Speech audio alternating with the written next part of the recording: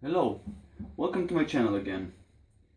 In this video we're gonna make some tool handles, something that probably each and every one of the wood turning community is gonna do at some point. Well, most of them.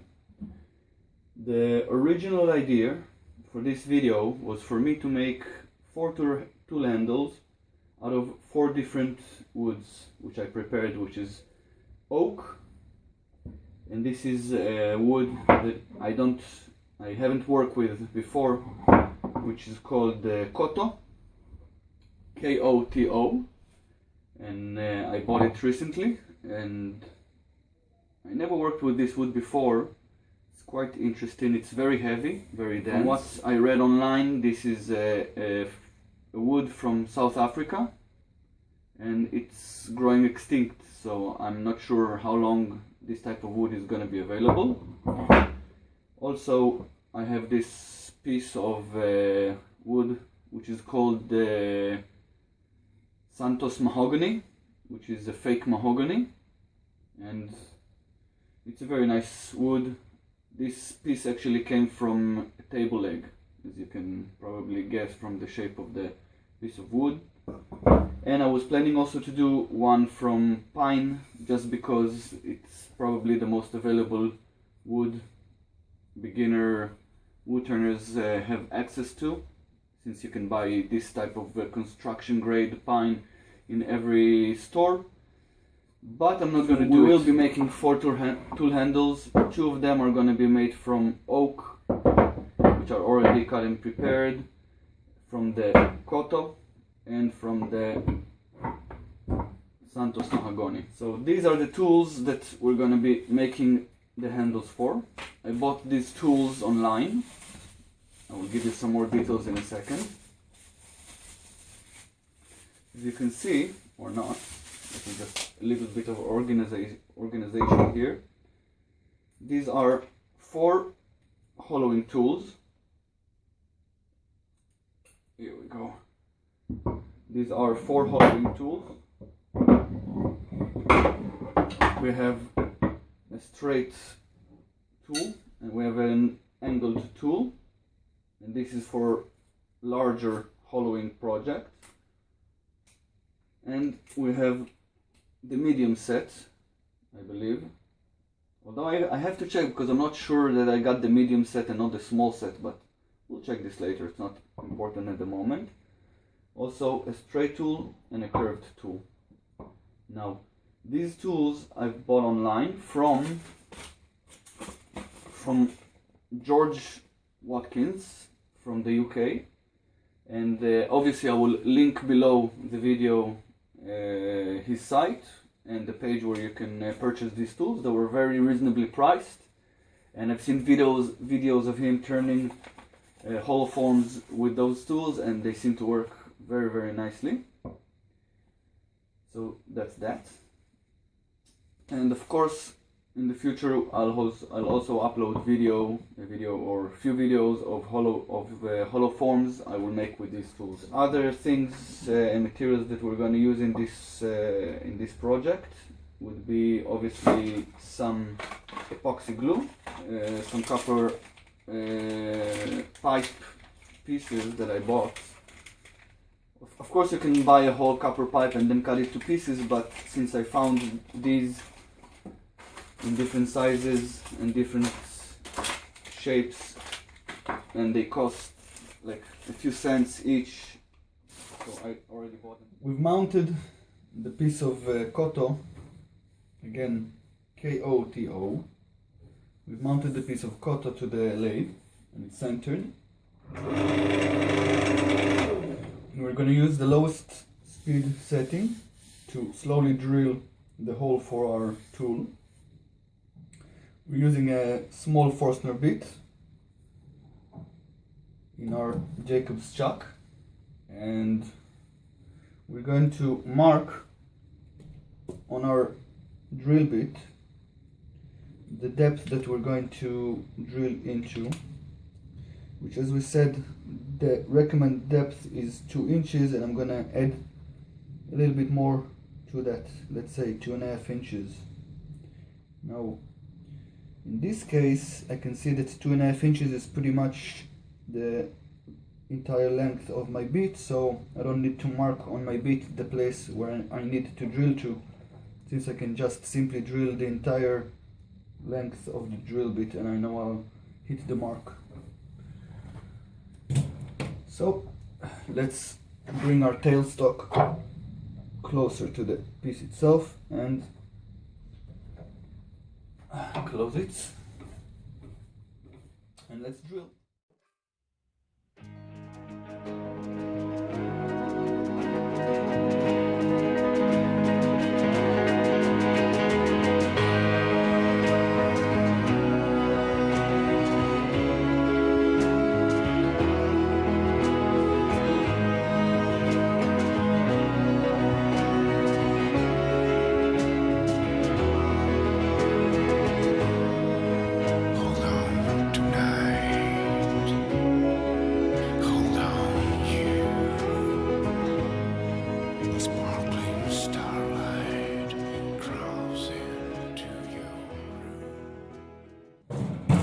Actually, now that we have the hole for our tool drilled, we can use a live center with a cone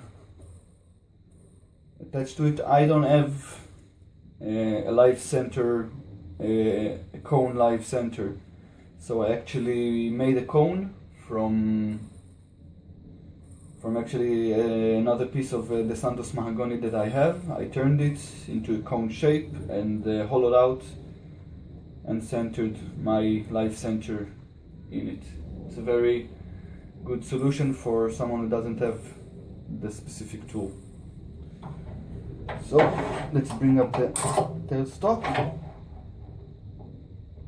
and close it, fasten it, lock it,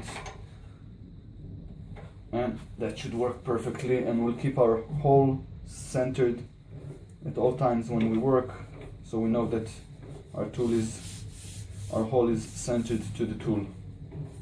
Let's give it a spin. So, as we said, we're gonna now turn the end of the tool where our ferrule is gonna be, and we're gonna take a caliper and measure the inside diameter, and that comes to 22 millimeters, or let's call it 1, 2, 3, 4, 5, 6, 7, 8, I believe. Yep, 7, 8 or 22 millimeters, and we're going to make it a little bit wider so we can then pressure fit this into it, and we're going to obviously glue it inside. With your legs crossed and those sweet dimples in your cheeks, your favorite PJs and that old baseball shirt. It doesn't matter if this ends or begins. If I need you, my foot hits the ground. It's always like this when I come this close.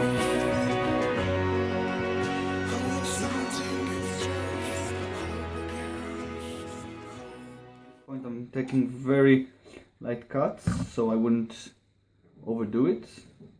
I can still go a little bit on, but it's always good to obviously test your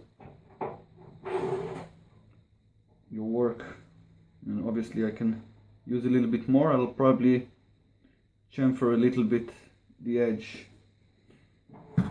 for good measure, so it will be easier to insert.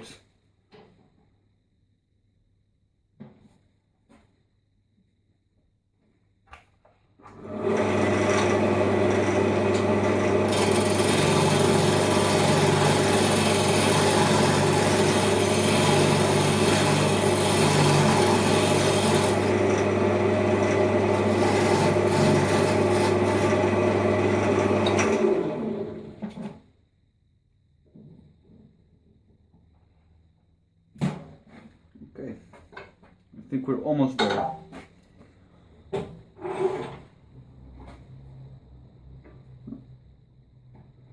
Actually, I think I can probably hammer it in at this point, because it fits just barely on my chamfer. So let's take just a little bit more off, and then we'll fit the ferrule.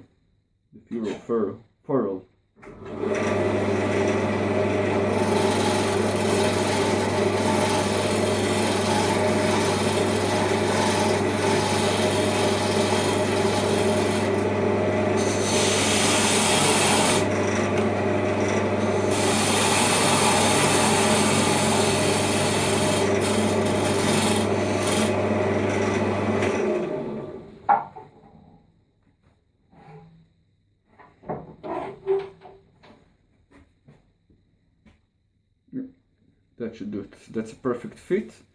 I'm gonna hammer it in, and then we're gonna saw whatever we don't need off.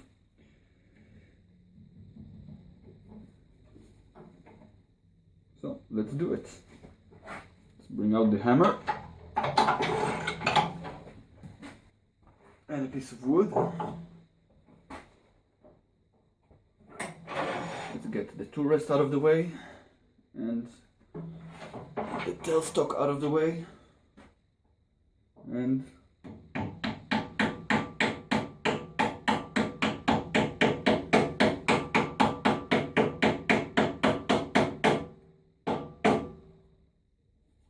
that should do it. I'm gonna bring my tailstock up again. Before I do that, obviously, I want to know the depth of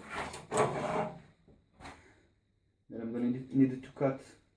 I'm going to use the depth count of my caliper, and I'm going to mark it with my hacksaw.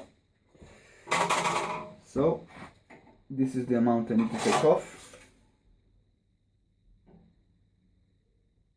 just about so.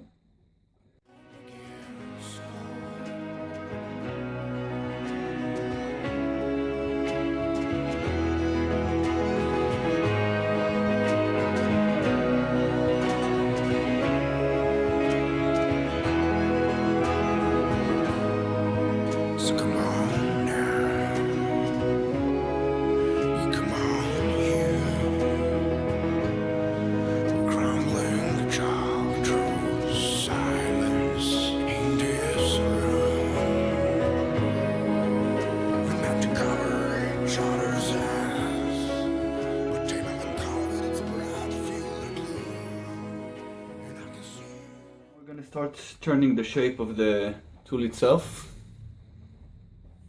I'm going to model it pretty much the same shape and size of my large ball gouge, and we're going to start by marking the high and low points, so we'll know where to turn. So I can see these two here are both high points. Then it's going to taper down, and all the way here it's going to taper down, and low point. And I know you can't see that it's off camera, but I'm going to mark the end of it, and that I'm going to now make the marks more visible.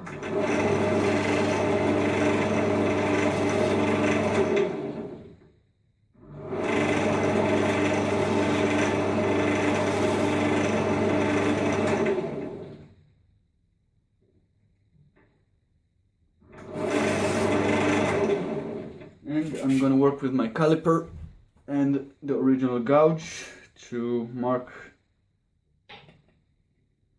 the sizes I need to cut.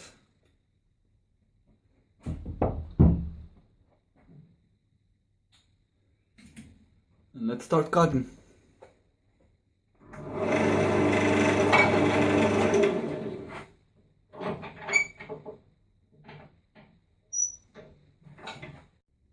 Hello, welcome to my channel again.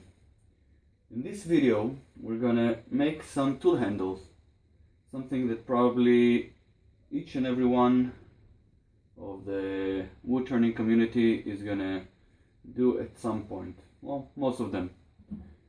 The original idea for this video was for me to make 4 tool handles out of 4 different woods which I prepared, which is oak, and this is a wood that I haven't worked with before, which is called Koto, K-O-T-O, and I bought it recently, and I never worked with this wood before. It's quite interesting. It's very heavy, very dense. From what I read online, this is a wood from South Africa, and it's growing extinct, so I'm not sure how long this type of wood is going to be available. Also, I have this piece of wood which is called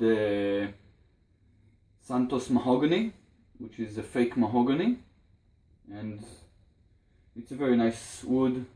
This piece actually came from a table leg, as you can probably guess from the shape of the piece of wood. And I was planning also to do one from pine, just because it's probably the most available wood beginner woodturners have access to, since you can buy this type of construction grade pine in every store. But I'm not going to do it. We will be making 4 tool handles. 2 of them are going to be made from oak, which are already cut and prepared, from the Koto, and from the Santos mahogany. So these are the tools that we're going to be making the handles for. I bought these tools online. I will give you some more details in a second. As you can see, or not, let me just a little bit of organization here. These are 4 hollowing tools. Here we go. These are 4 hollowing tools. We have a straight tool, and we have an angled tool, and this is for larger hollowing projects. And we have the medium set, I believe, although I have to check because I'm not sure that I got the medium, but I had to send it to a high level in order to see just how the wood looks. And I have to tell you that minute by minute, as I'm working on this, it's becoming one of my favorite woods to work with. It's absolutely beautiful. The color is beautiful. The grain.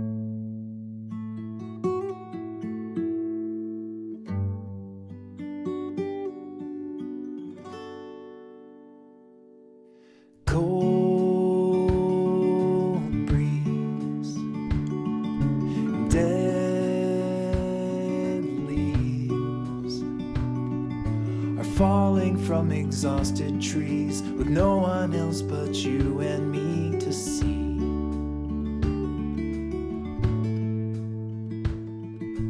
We walked while you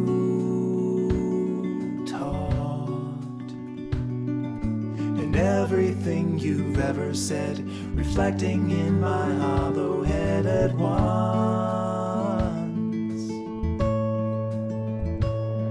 From seed sunk, we grew up like a tree trunk, but your branch and mine, they split and climbed apart. We still share a single heart.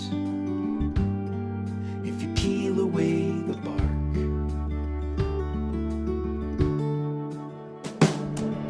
the dim haze of old days, and sepia the times return, the love we shared, the lessons learned and lost. But slowly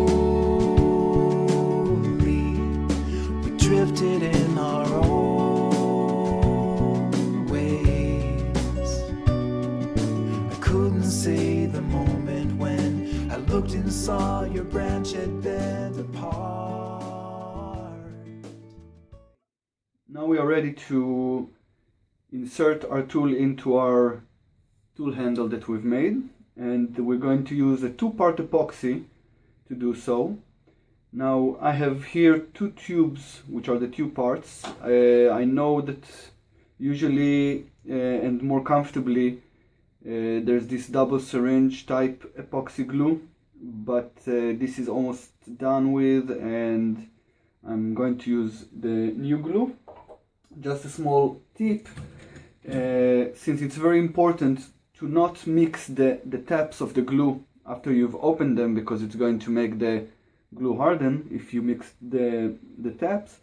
I would recommend that you mark one of the tubes and its tab, so it will be easier for you to not mix up the tabs. So I'm going to do just that. I'm going to mark one of the tabs with a red cross and one of the glue tubes also with a red cross, and that way I will know exactly which tab goes to which tube. I've also prepared here the small tray for mixing the glue and the tool that comes with the glue for mixing, and also I've prepared this piece of wood which I'm going to use with the tool. I'm going to insert the tool into the piece like this, and then use the tailstock of the lathe to push it in place after I obviously apply the glue inside. So I think the first order of thing is to mix the glue.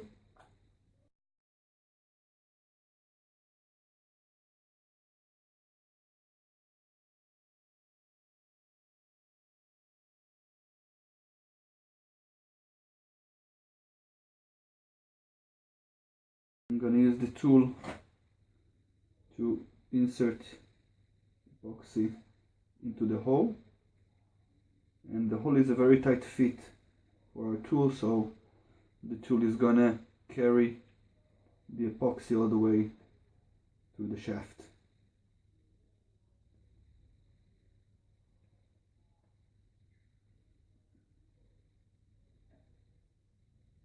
Like so. Let's put the glue apart.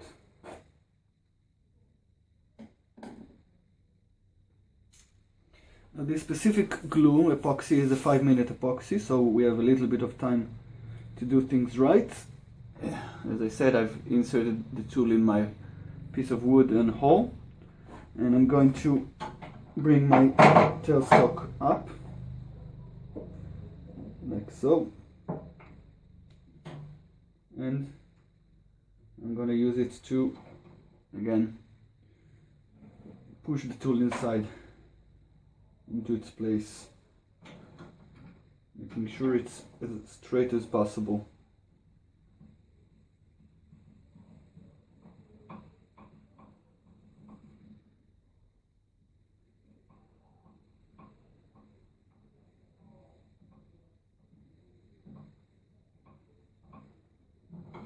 Now that the glue is dry,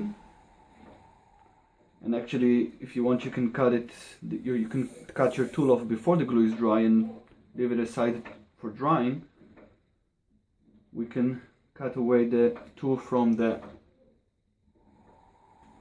chuck.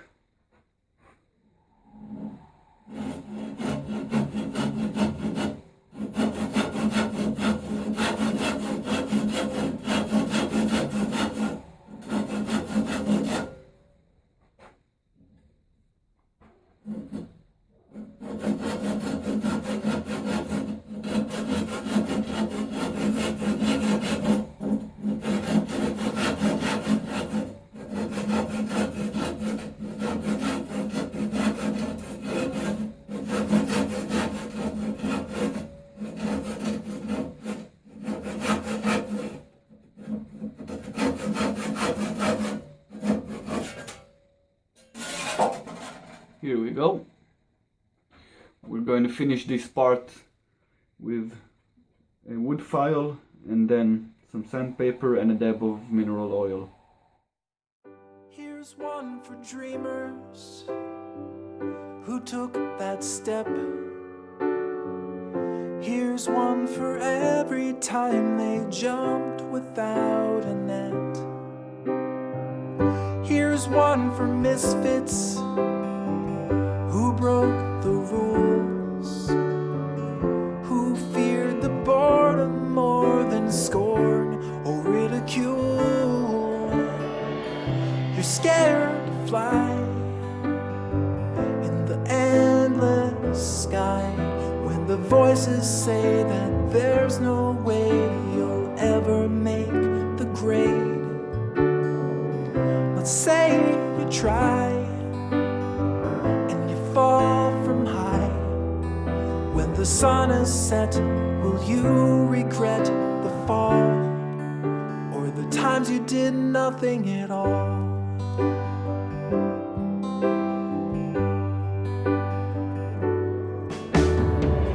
Here's one for magic that lives within, for seeing beauty in the commonest of things. Here's one for passion without restraint, to those who stumble to the ground and feel no shame. You're scared to fly in the endless sky when the voices say that there's no way you'll ever make the grade. Let's say you try and you fall from high. When the sun is set, will you regret the fall? The times you did nothing at all. Failure's always an option, but doubt's the fatal toxin that leaves your dreams to wither on the vine. Why is your brain refusing? What are you scared of losing? If you don't try, you'll fail every time. You're scared to fly in the endless sky when the voices say that there's no way you'll ever make the grade. Let's say you try and you fall from high. When the sun is set, will you regret the fall or the times you did nothing at all?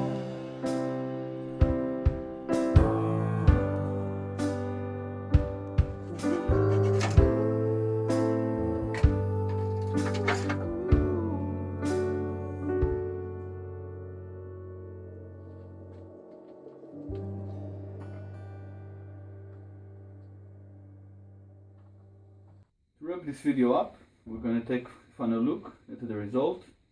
What we have here are 4 tools, 4 new handles.